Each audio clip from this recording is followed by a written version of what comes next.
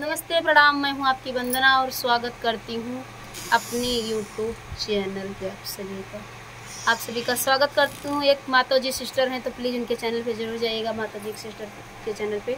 और आज हम लोग एक प्यारा सा कजरी गीत सुना रहे हैं, कैसे लगेगा कमेंट में बताइएगा और एक दूसरे का सपोर्ट करिएगा। राजा मोरे सुनी ले मोरी एक बतिया, हम नहीं हरवा जा बैना।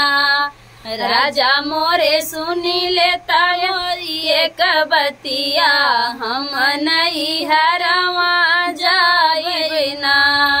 गंगा भरी गए यमुना भरी गए, गंगा भरी गए यमुना भरी गए, कैसे जाऊ नैया रवाना।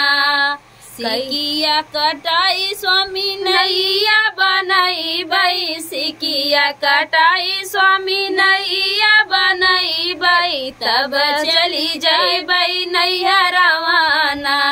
सुनी ले हमारे स्वामी मोरी एक बतिया, हम नहीं हरवा जाई बैना। राजा मोरे सुनी लेता मोरी एक बतिया, हम नहीं हरवा जाई बैना। टूटी जई है सिकिया डूबी जई है नैया, टूटी जई है सिकिया डूबी जई है नैया। छूटी जई है ससुर के नतवाना, छूटी जई है ससुर से नतवाना। भरी आई गंगा उमड़ी आई यमुना, कैसे धना जाबू नहीं हरवाना।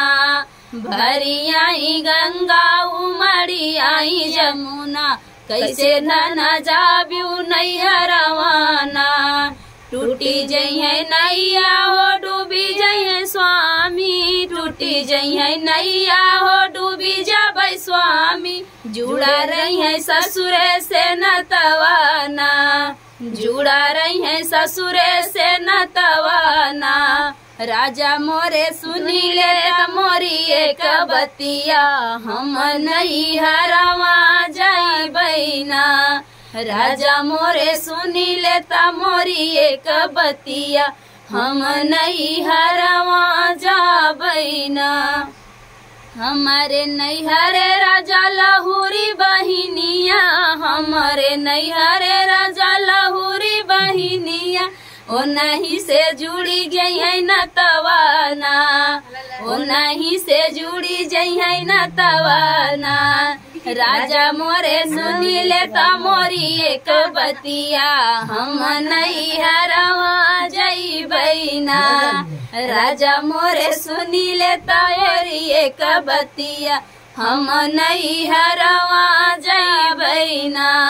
हम काना चाही तोहरी लहुरी बहिनिया, हम काना चाही तोहरे लहुरी बहिनिया।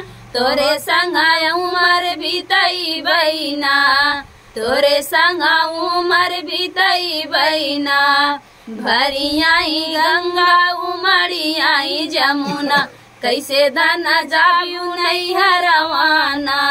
भरी आई गंगा उमड़ी आई यमुना, कैसे धना जाबू नहीं हरवाना।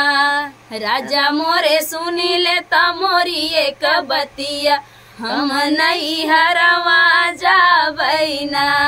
राजा मोरे सुनी लेता मोरी एक बतिया, हम नहीं हरवा